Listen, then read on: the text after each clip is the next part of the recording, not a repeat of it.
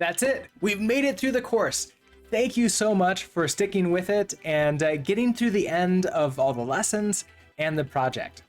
So what can we do with this ECS library that we make? Well, I have on screen here a flocking simulation. So before I created this course, I created my own ECS library, and this was the first thing that I built with it. A flocking system doesn't include any deletions, but is something that's made a lot easier with an ECS library. So this type of simulation, or if we were to somehow make it into a game, is a lot easier to make with an ECS. So it's a perfect use case for it. Basically, any kind of data-driven architecture is going to be great with an ECS library. And even if you don't end up using this library itself in any kind of projects, I'm hoping that the lessons that you learned and the skills you learned to create that can be helpful with your future Rust projects. So what are the next learning steps?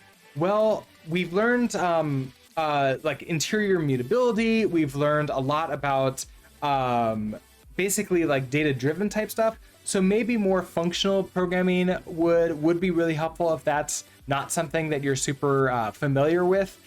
There's a lot of other streamers who are doing some really interesting things. If you want to create a game or create simulations, those can be great also. That being said, I would recommend choosing a big project, like maybe not huge, but you know, maybe a little bit bigger than maybe like a to-do system, and try building that.